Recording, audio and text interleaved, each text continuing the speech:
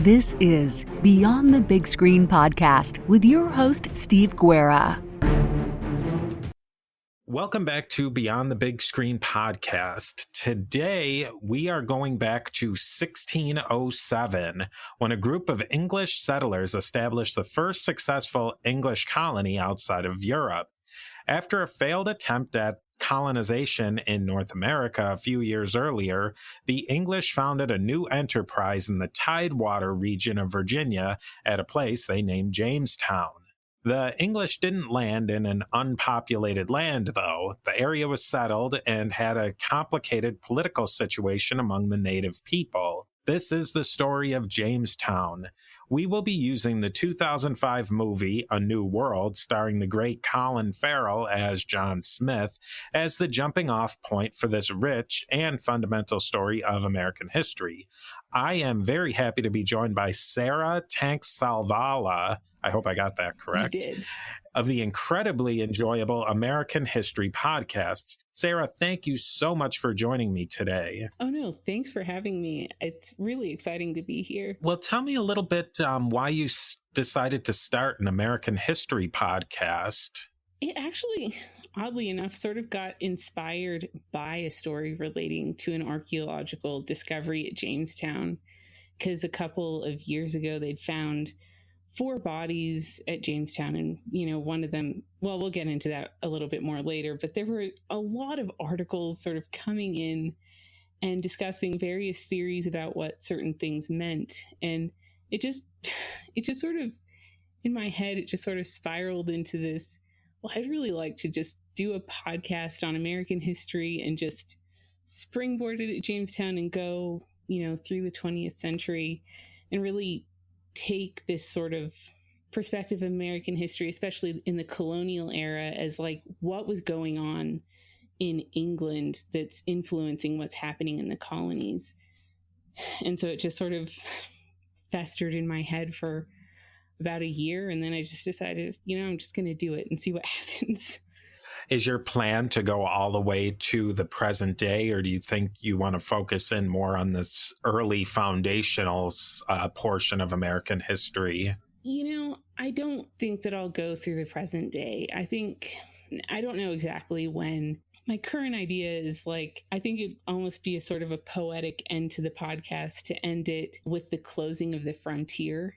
And then maybe just do a little bit of an epilogue, the way that I had sort of a prologue sort of English history. I don't think I'd want to take it too far, because I think, well, it gets a little more contentious in a way, and it also gets a little bit more personal when you get into sort of living memory, Yeah, for sure. Now, can you tell us a little bit, you did give in your podcast a little prologue about the situation in England in the late 1500s, early 1600s. Briefly, what was going on in England at that time?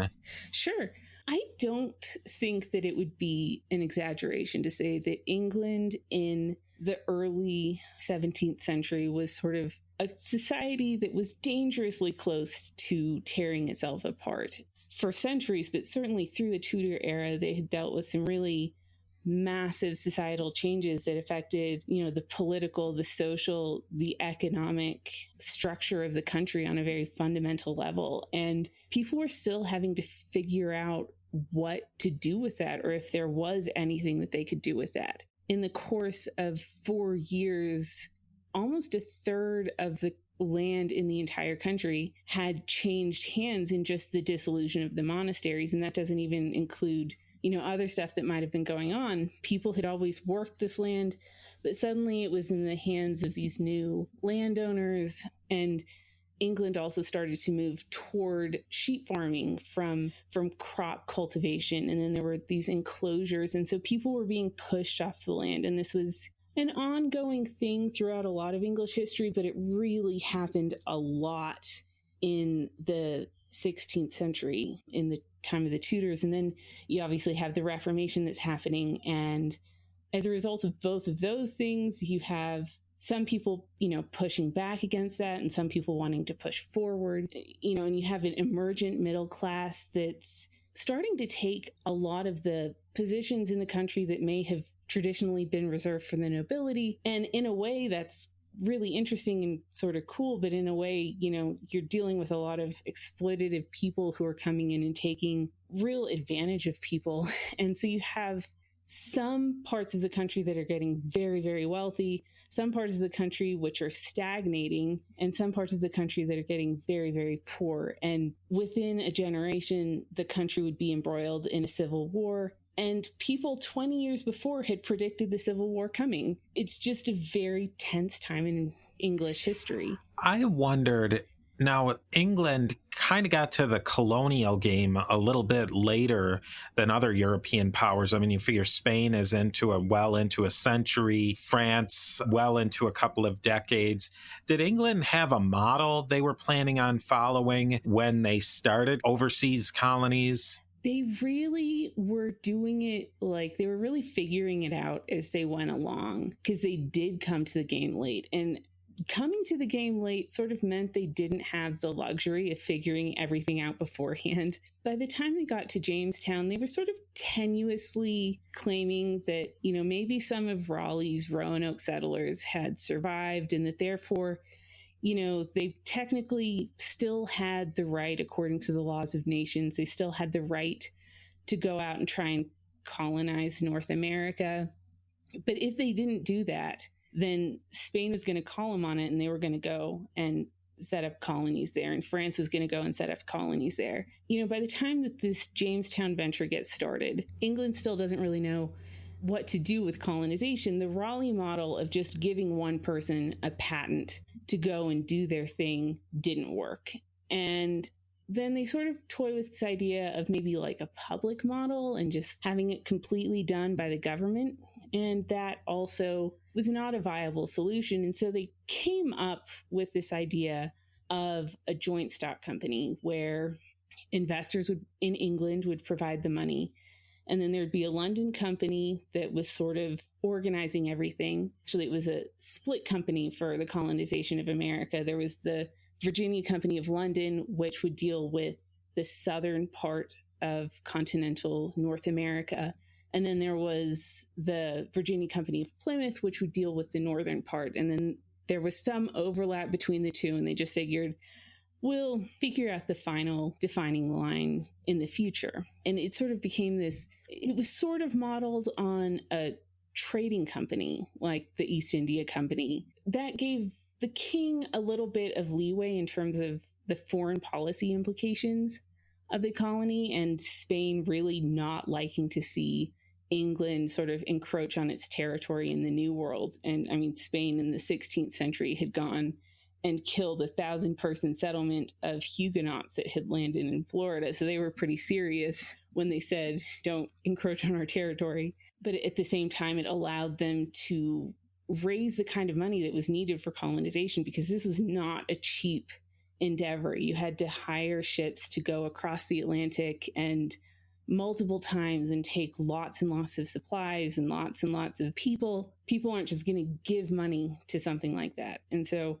the joint stock company emerged as sort of the way that England went about trying to deal with this. You mentioned the failed colony. We probably won't get into too much into Roanoke, because that could really be an episode in and of itself.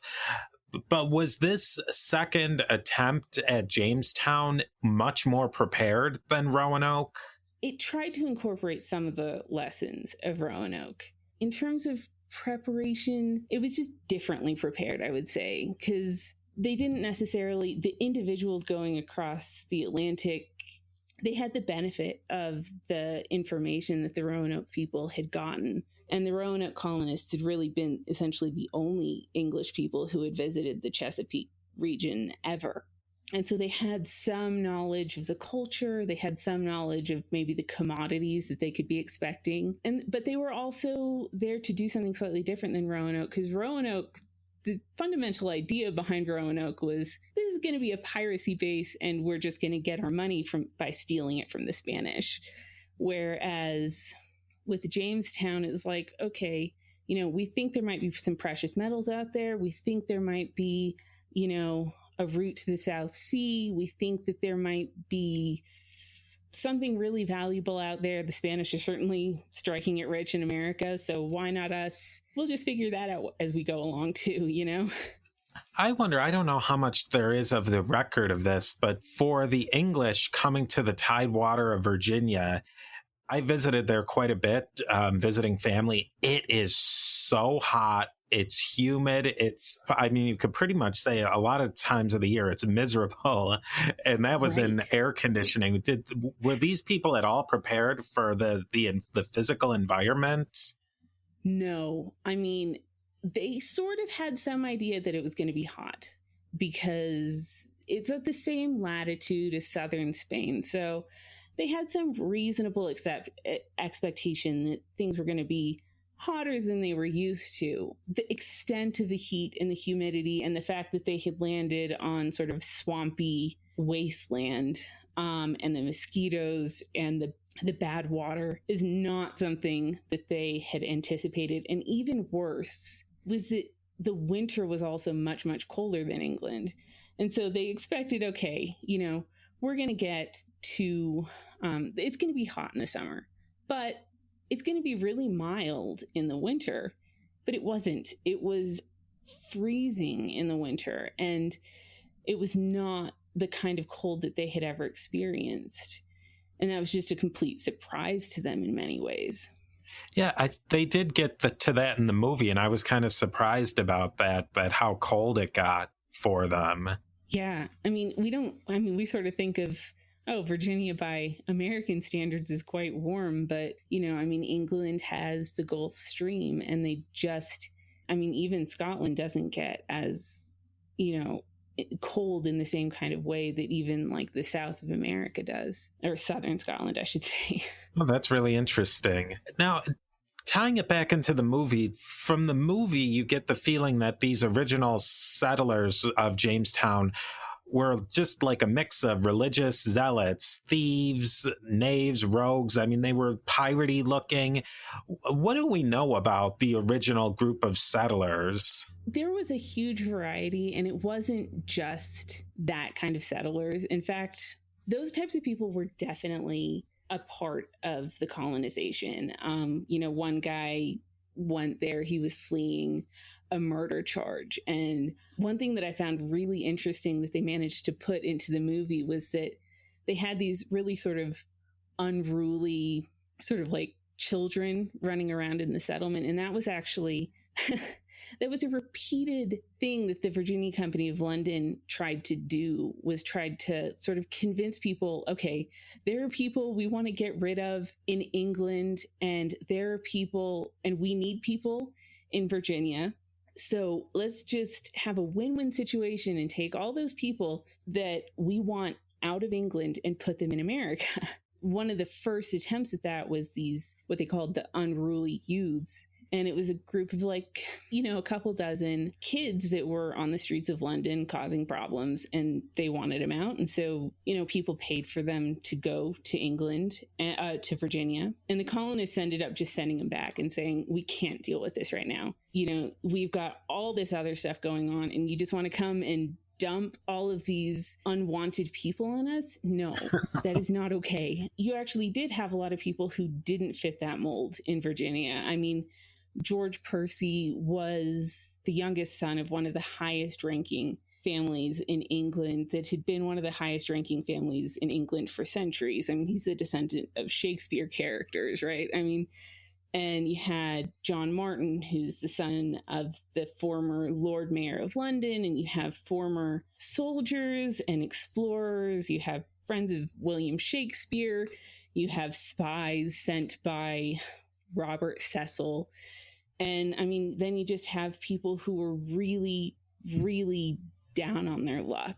Like one guy who died in that first summer that they spent at Jamestown was a former member of Parliament in Sussex, but he had lost everything in a legal dispute, and he was just trying to get some money for his wife and kids so that, they didn't end up on the streets. And it's just, life in England in the early 17th century was extremely unforgiving.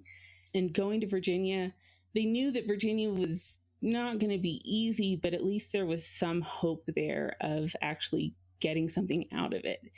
And so the people who were drawn to that, it was a huge variety of people. Who are some of the big names? In the movie, they had Colin Farrell as John Smith. Yeah. Christopher Plummer was Christopher Newport. Captain Newport. Christian Bale, John Rolfe. There was a couple of people who I had never even heard of, like Samuel Argyle. Who were these people? They were a really varied group of people. I think that the movie did a pretty good job of getting some of the bigger names out there, although they somewhat switched their personalities up a little bit. Christopher Newport was actually an old Elizabethan privateer. He had helped fight the Armada. He had actually been one of the people who went to go look for the Roanoke settlers. At least he was one of the people who was hired to go look for the Roanoke settlers, because he never emerges as a really honorable person in either the Roanoke or the Jamestown history. And so I thought that their depiction of him was a little bit interesting in that he really was sort of this wise person. He was sort of forced on the colony by Cecil, probably. We don't really know. He was given extremely favorable terms, like he wasn't going to live in the colony, but he would get land there. He would get a portion of all of the things that they found. But I mean, his people ended up stealing from the colonists and from the adventurers, and he would repeatedly put the colonists' well-being secondary to his own sort of profit, which was his influence in the colony was really damaging. And then, yeah, like you said, there was Samuel Argyle. Argyle was actually the person who managed to successfully kidnap Pocahontas. So this was like years and years after Smith left. He came in and he was sort of effective at helping the colony, but he was also a very political person, and he was working for one of the people who would end up being one of the leaders of the parliamentary cause in the English Civil War a few years later. And so he sort of engaged in piracy during his time as governor of the colony. So there's a whole variety of people. Then, they had Ratcliffe. Ratcliffe's story is actually very interesting, and he didn't have much of a place in the movie, but they did say his name. And he had been caught up in the gunpowder plot investigations because he was a Catholic priest who had been secretly preaching in houses around Northumberland, which is way up in the north of England. And when he'd gotten caught, he sort of had the choice between prosecution and becoming a spy for Robert Cecil, who was sort of King James's right-hand man. And Cecil had sent him over to Virginia, and that's how he ended up there. And he was somewhat of a spy and somewhat of an agent, but he did actually, he did display bravery. He ended up dying a pretty terrible death there. Another person who came up in the movie was Edward Maria Wingfield, who was he was a really high-ranking, sort of aristocratic. He had fought in the Low Countries. A lot of them had fought in the Low Countries. He had been prisoner of war. He had tried to participate in the Essex Rebellion, which was at the end of Elizabeth's reign, an attempt to take Cecil out of his position of power in the court. The Maria in his name was named for Mary Tudor. His family was just very connected to the Tudor court. And so then he had ended up in Virginia. He had actually talked to someone who had been a part of Raleigh's Roanoke venture. And every story of a person going to Jamestown was incredibly different from every other story. And that's one of the things that makes it so very, very interesting as a piece of history. And now, a brief word from our sponsors.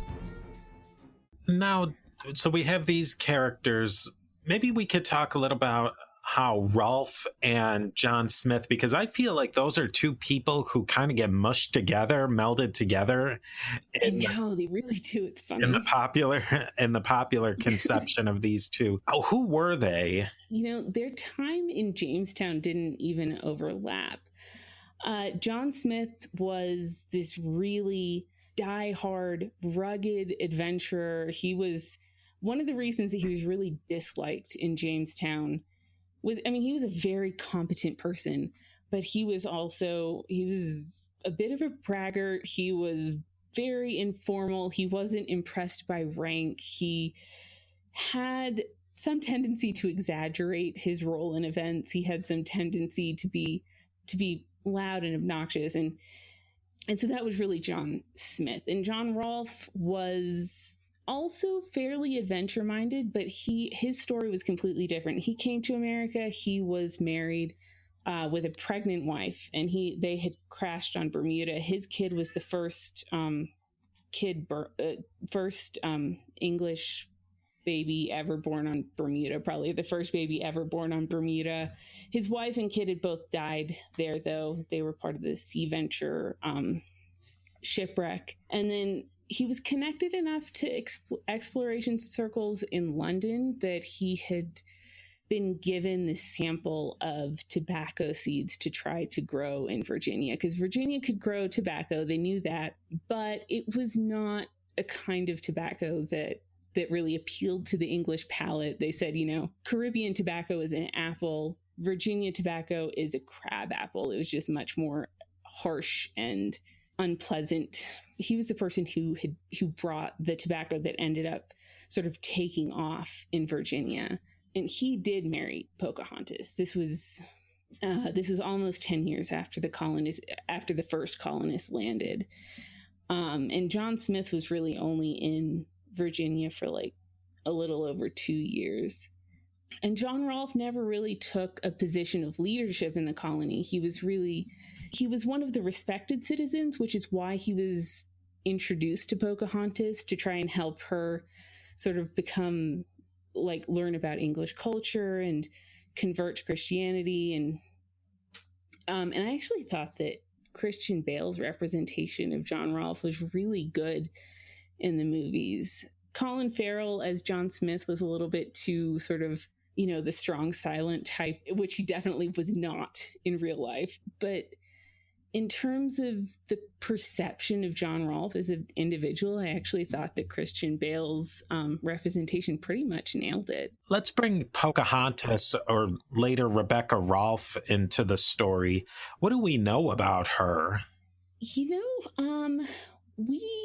We know some, actually, and I think the movie actually got her just extremely well, if you take the age issue out of consideration. She was the daughter, the youngest daughter, and the seemingly sort of favorite daughter of Wahun Seneca, who is the chief of the Powhatan Confederation. Well, the Mattaponi actually released sort of a book based on their oral history.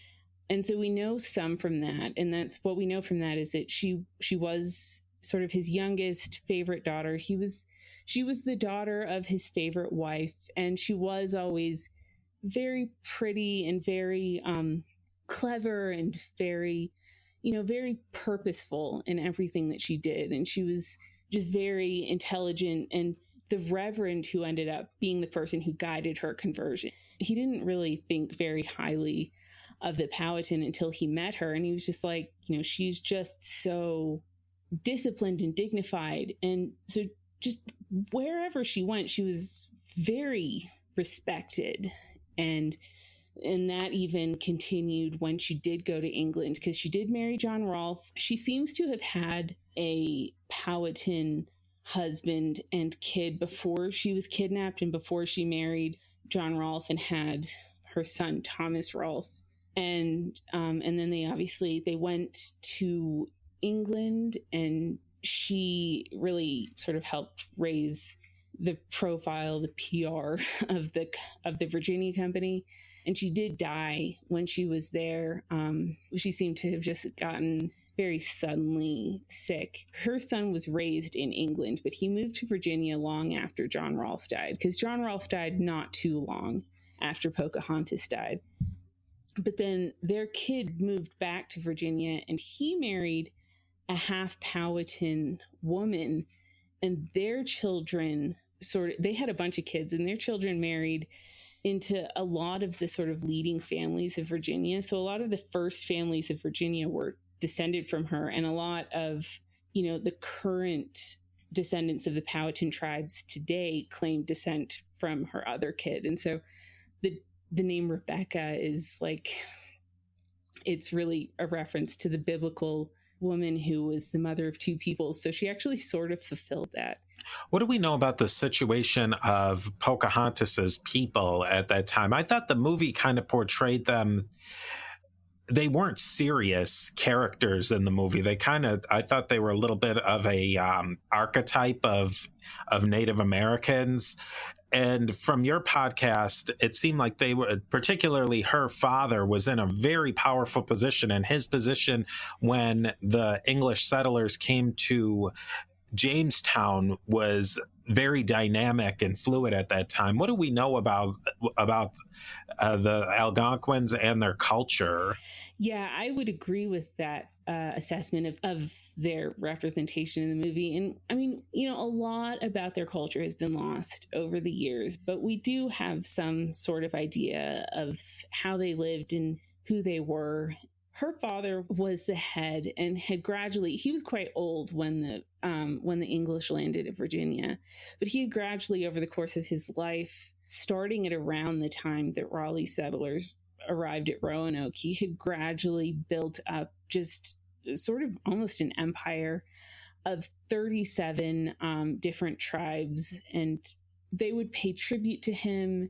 That was sort of, and he was gradually just sort of consolidating his control over the region of, what they called Tsinakamoko. He fought, he had diplomacy. There was a lot of agriculture in their area. They definitely did a lot of growing of corn, as well as, only a third or so of their diet came from hunting and fishing. They were eager to trade, and there had been not a really strong European presence in the region, but they definitely knew about Europeans. They knew about the Roanoke settlers. There were some French people who had been trading, up and down the coast every so often. And in fact, Pocahontas's uncle, who ended up sort of taking control of the tribe when her father died, he had actually seemingly spent about 11 years with the Spanish in the 1550s. The Spanish had this man named Don Luis, and evidence sort of suggests that he was probably Pocahontas's uncle. And so they'd taken him to Spain. They tried to convert him to Christianity. He wasn't able to go home until he sort of said, I want to go and I want to convert all of my people the way that you've converted me. And then he turned around and he killed all of the monks who had accompanied him back to Virginia. They had a very complicated society, and they were not just these sort of peaceful, innocent people. They were also the English response to them was sort of well done in the movie, because the English were very intrigued by them. And so it kind of worked when they turned them into sort of this archetype. But at the same time, yeah, their political situation was much, much more complicated than it was in the movie. Now, let's talk a little bit about how Pocahontas related with John Smith and John Rolfe. They kind of paint the picture of a semi-love triangle between them. But if I'm not mistaken, Pocahontas would have probably have been maybe 10-ish when John Smith was in Virginia. What do we know about that relationship? Was this another situation of John Smith and John Rolfe getting melded together? I think that what happened there was sort of over the course of time, details are just lost and consolidated, and it sort of turned into this myth. And it just sort of was the story of Jamestown itself is extremely sort of diverse, and there's a lot of stuff going on. And so it sort of melded into this single story, which it really wasn't, because Pocahontas and John Smith, I mean, they didn't have much of a relationship at all. The main things that happened, there were largely were largely, he misinterpreted a lot of them, and justifiably so, I would say, because you are dealing with incredibly different cultures that have never really interacted. There are going to be misunderstandings that happen, and the first misunderstanding was obviously that famous scene, which was obviously in the movie, where she had protected him when her father was going to have him killed. And pretty much, that's pretty much a completely dismissed interpretation of the events now. If it happened at all, the Powhatan could have destroyed John Smith, but there was mercy, and now he's sort of owes, the Powhatan some sort of loyalty. And but he interpreted it as she was saving his life because she was so intrigued by him. And then the other thing that would happen was that she would be at the head of these envoys to bring food to the colonists when they were starving early on. And that was also sort of a Powhatan sort of tradition of, if you were sending a peaceful envoy to a group of people, you would send a child at the front, because you're not going to send a child at the head of a war party where the kid's going to be the first one that gets killed the minute that, violence breaks out. And so she was sort of a symbol of peace, but they interpreted it again as defying her father to bring them the food. And that was really the extent of Pocahontas's relationship with John Smith. When she was in London, she met him briefly, and she berated him seemingly for sort of the betrayal of her people. But that was, but they really didn't interact all that much. Whereas John Rolfe and Pocahontas, they obviously got married. They interacted a lot. He had participated in, teaching her English, teaching her how to read, teaching her passages from the Bible. And gradually he had, they had decided to get married.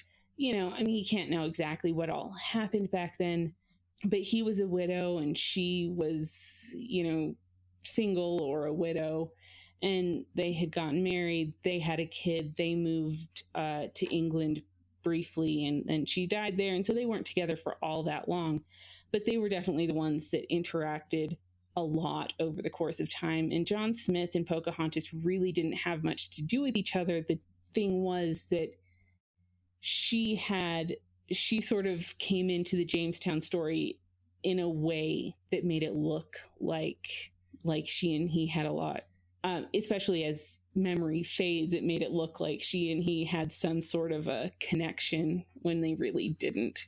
In the movie, they paint it that there's sort of a mythology going on with the story that we're told and that's passed down of the lean times, and then they reorganize themselves and pull themselves up, and then there's successful. And when you were telling the story in your podcast, it sounded a lot to me like the Plymouth colony in Massachusetts.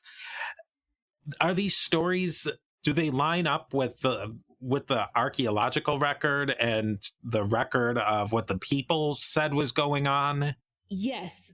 Fundamentally, yeah, the story of Jamestown, I think fundamentally the archaeological things that are coming in, which archaeology at Jamestown is actually fairly new. It just started in 1994, but it always comes in and sort of substantiates a lot of these primary source documents for the most part.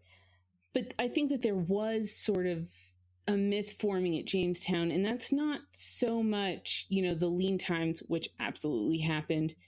And they never really pulled themselves out of it. What pulled them out of it was, being relieved of the sort of burden that was happening from London, and becoming a crown colony was what eventually saved the Virginia colony. When it really gets down to it, I think that the story of Pocahontas and sort of like John Smith and John Rolfe emerged as this sort of myth in the way that the Pilgrim's First Thanksgiving emerged as this myth. Just isolated moments or perceptions, or slight distortions from those stories, which epitomized what people valued in them. And so I don't even know who said this, but they just sort of said the Pocahontas and John Smith story is the story that epitomized everything that the South wanted to be. It was individuals, it was bold and daring men and these very virtuous women and this very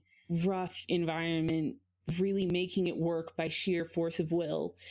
Whereas the Pilgrim story epitomized everything that the North wanted to be, this very community-oriented, pious group of people that had left for their own ideas and freedom.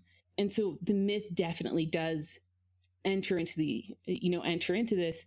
And in reality, neither the Pilgrims nor the really early group of Jamestown settlers had all that much to do with the final outcome of either region, because they were just sort of the seeds that got planted. They weren't the people who were controlling them, the areas in their times of growth. And so in that way, it's also, I would say, another myth, or where the myth is more important than the reality. What type of things are coming out of the archaeology? So in 1994, they sort of had the idea that they might know where the original James Fort was. And 2 years later, they found it. And ever since then, they've been finding a lot of interesting stuff, and a lot of it corroborates the primary source material. They found a few years ago, skeleton of somebody who had been eaten in an act of sort of cannibalism during the starving time, which absolutely goes along with multiple primary source records. But the most interesting thing archaeologically, 3 years ago, they'd finally excavated the bodies of Gabriel Archer and the Reverend Robert Hunt and William West and Ferdinando Weymouth, who were these 4 relatively early people, leaders of the colony. And they found Archer's was buried with a Catholic sort of relic. And that really was this sort of major upheaval in a lot of ways, because they didn't really know what to do with that, because in a lot of ways it was sort of marketed as the sort of Protestant answer to Catholic Spain's colonization of the New World. But at the same time, one of the people who organized the colony, he's buried with a Catholic relic. So what does it mean? And that got really interesting. I would say that's probably the most surprising thing that came out of Jamestown history, and that it's the thing that made people look into things that weren't necessarily documented in the primary source material, because you really wouldn't want to do that. That would not be a good thing to do at the time politically. But it's actually, when you start looking down that path, you start to see a whole different subplot emerge in the whole Jamestown story. And now, a brief word from our sponsors.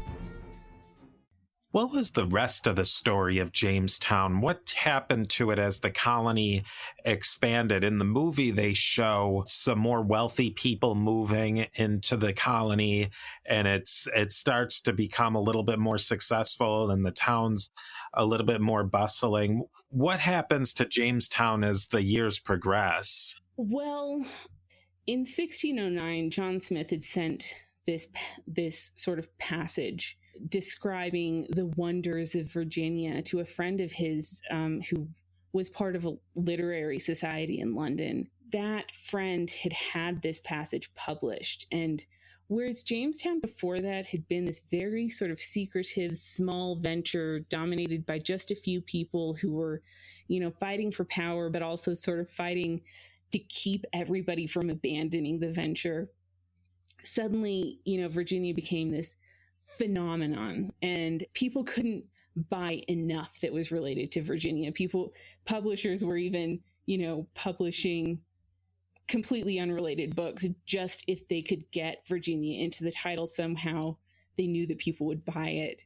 And so that brought Virginia into the public consciousness. It did attract some more wealthy investors and some wealthier colonists, but it was still being severely mismanaged. And, and it was still going through it might have been being mismanaged from Virginia, and sometimes it was being mismanaged. It was always being mismanaged from London.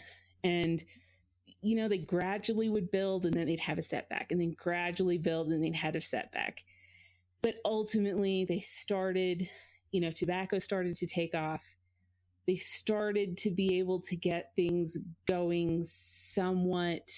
And then, despite all the constant setbacks. And then finally, I think the thing that really saved Virginia in the end, the thing that really made it a solid, stable colony, was probably the first, I guess, lucky thing that had happened in Virginia history, which was that King James, after a massive political battle in London, had taken over the colony and turned it into a crown colony. And he had gotten rid of the incessant bickering and profit mongering that was going on in London. But he was about to impose his own ideas on the colony, and then he died, and his son Charles took the throne. And the first thing that Virginia did was send a delegation saying, this is what we want you to do. We want you to leave us with our representative system that we already have, and just sort of leave us alone and support us when we need it. And Charles was like, yeah, okay, yeah, that works. And so, and that was really what it was after that Virginia started to grow. And they finally sort of expelled the Powhatan after a major massacre in 1622, where the Powhatan had come in after years of peace and killed a quarter of the population in the course of a day. And then there was a major war, a second sort of starving time. And then the colonists sort of decided, okay, we have no obligation to keep you around. So they took over. That was when they went in, they took over sort of the best land in the area. They pushed the Powhatan out. The monopolies, which were taking money out of the colony and forcing sort of smuggling, the monopolies got taken away once it became a crown colony. They were just sort of, for the first time ever, they were free to grow, and they had this commodity that was valuable. And it remained, for the rest of the century, it remained a really hard place to live. And they had a much shorter lifespan than England or New England. It was still a very harsh place to be in, a very harsh society, but they did have the opportunity to improve after it became a crown colony. What ultimately happens to Jamestown? Because we really, as you said earlier, that Jamestown, they had to rediscover the site, right? Mm-hmm. How was it eclipsed by later areas and later settlements? Well, it remained the capital of Virginia for a long time, until I think for the rest of the century. But the thing was that Chesapeake society really remained a very rural society. And so the capital didn't really have that much to do with anything or anybody's lives or anything. They couldn't enforce laws even when they passed them. So they would be a place where certain, where really significant crimes might be tried, or where lawsuits might happen. But it remained the capital, but that didn't give it any strong sense of importance. And it just gradually sort of faded away. It was in a terrible, terrible location, and people didn't necessarily want to live there. It was a swampy piece of wasteland that, the Indians had never used it. They technically, had given it to the settlers, but they sort of like laughed, and they were like, all they want is this swampy piece of wasteland. We don't even care if they stay for until much later, when there were actual, problems had built up over the course of time. And so Jamestown just fundamentally wasn't in a good location, and even early on, they had proposed moving the capital to what's now Richmond. And of course, it was in Williamsburg before it was in Richmond, but it was just not a good location. And so, and it just, I mean, it was all made of wood and it just decayed over the course of time. And then people assumed that the river had eroded the land enough that the whole settlement was underwater. And that's why today, like at Jamestown, there's this statue of John Smith looking out over the water. Well, it was supposed to be looking out over what was the original settlement, but in fact, that, you know, just in 1994, somebody realized, no, actually, you know, that original settlement might still be there. To wrap up the conversation, what did you think about the movie? I mean, I have to admit, I didn't really like it. I didn't feel like it captured something about the history. I felt like it just dragged a little bit on, and my guilty pleasure is Colin Farrell, and I didn't get, like in a lot of historical movies, you, even if it's not completely historically accurate, you felt like you got something of the times. What did you think about the movie as representing the history? Well, on the one hand, I really liked that visually they had gone really out of their way to capture what Jamestown would have looked like at the time and what the Powhatan capital of Werowocomoco would have looked like at the time. They had archaeologists working on it, and they really worked very, very hard to get the visual. And I thought visually it was a really pretty movie. Fundamentally, though, it was a John Smith and Pocahontas movie, which is a little bit silly. I mean, it's not real at all. And I like that they were able to put in so many nods to different things that happened. And that was definitely more than I would have expected. Like, they even got some really subtle historical things right. But, you know, I mean, on the whole, it's not, I mean, it wasn't, I mean, it's a John Smith and Pocahontas movie with a bunch of historical references thrown in, but I mean, it's definitely not going to be accurate if it's a John Smith and Pocahontas movie. It would be cool if they would come out with one but I think it would have to be a TV show if they were really going to come out with one that documented the sort of history of Jamestown. If Hollywood was going to ring you up tomorrow, what would you like to see made into a historical film? I mean, there are so many, but I think what would be really a cool movie would be sort of a movie taking place in Maryland in the 1650s, because the English Civil War was going on at that time. And that's an absolutely fascinating time period, but it was also completely jarring for the colonies. And Maryland in particular became the site of the last battle of the English Civil War. And even though it was a tiny battle, there was a whole lot that went into it. And I think that would be just such a good movie. I think that that's something that gets skimmed over in the way U.S. history is taught, is how much that part in that political environment in England affected early American history.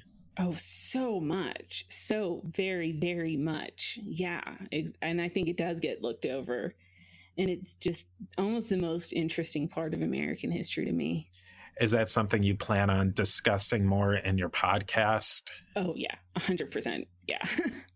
Now, if people want to learn more about your podcast, where can they find you? Find the podcast website is americanhistorypodcast.net. And that's probably the best place. I'm sort of on social media, though I'm not as active as I want to be. Well, I want to thank you so much for joining us today. This has been a really interesting conversation, and I've learned so much. It's been so much fun to be here, and I hope I didn't babble too much. It's just, there's so much interesting stuff to do with Jamestown. So, yeah, it's been absolutely so much fun. Thank you again for listening to the Beyond the Big Screen podcast. Of course, a big thanks goes out to Sarah Tanksalvala of the American History Podcast for joining us today.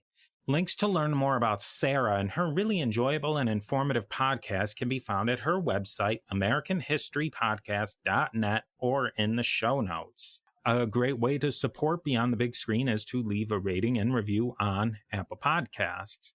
These reviews really help me know what you think about the show and help others learn about Beyond the Big Screen. Speaking of social media, you can connect with me and other people who want to learn more on discussing movies and the like on Facebook.